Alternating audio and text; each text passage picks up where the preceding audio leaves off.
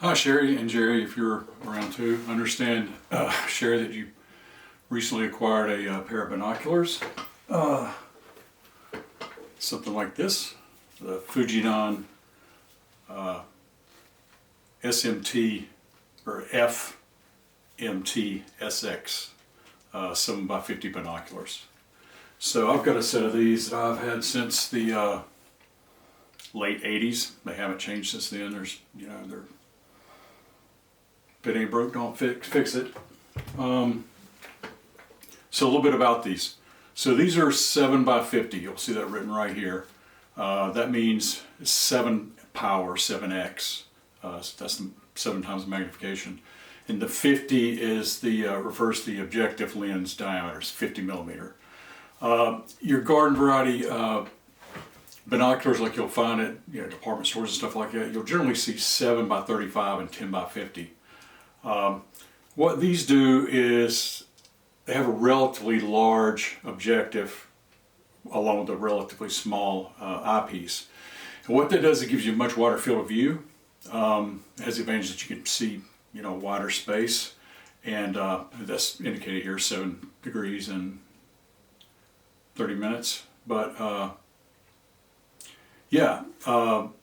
it also makes them a lot easier to handhold, because if you've got more magnification relative to this size here, it makes it a lot easier to hold steady, think looking through a straw. The other advantage is the ratio between these two, having the large diameter and the relatively low power, is it gathers a lot of light. So if we raised the power of this or made this smaller, you wouldn't gather as much light. So it makes it great for like twilight viewing or looking at the stars. I mentioned that the FMTR-SX in the name. The M refers to marine, and this configuration is commonly known as a marine or military binocular. The reason is because just those things that we said, it's easy to hold steady, like if you're moving on a boat, and since it gathers more light, it's easier to see in twilight and when the light gets really dim. And the F at the beginning of this, they make an MT-SX, but the F at the beginning of this means flat field. And these have been corrected. It's especially useful in astronomy, but they've corrected to have a flat field. What you'll get a lot of times is a pincushion effect. Let's say you're looking at stars. The center will be pinpoint stars, but around the outside, the stars will start to have little comas. They'll look like little lines. These are highly corrected for that, so you can see all the way to the edge of the field of view. You don't get that. You don't get that effect. The stars look great all the way to the edge. Again, this is popular for military, marine, anybody that needs to see some dim light and hold steady. Since they are so great at light gathering, they're extremely popular with astronomers, like for stargazing. When people say, what kind of telescope should I get? I always say, get a pair of binoculars, the best binoculars you can afford. And one's the wide objective and the lower power. And several reasons for that. One is if you find that you're not one to get out and freeze every night to look at the stars, the telescope won't be much use for other things, but these are really versatile. You can use them for a lot of different things. And also, any astronomer is going to have a pair of these. Like if I go out with my scope, I usually take along my binoculars too, because again, you can see a much wider field. There's certain objects you can't see in a telescope that you can in here. These are waterproof. That's part of the marine thing. They're nitrogen purged, so there's no air inside. It's pressurized so water, and sealed so the water can't get in. These have a rubber coating. That's just to protect it from dings. It doesn't have anything to do with the waterproofness itself. Mine are waterproof here, and I'm sure one day I'll run into trouble, but when I expose these to salt water, get them dirty, I just wash them off in the sink. And to clean them, when they get really dirty, you can clean them by just running fresh water over them and blotting them dry. You don't want to rub. I try to avoid ever touching lens surfaces, but you can use a little blower to blow off any loose dust. And since these are waterproof, you can rinse them. And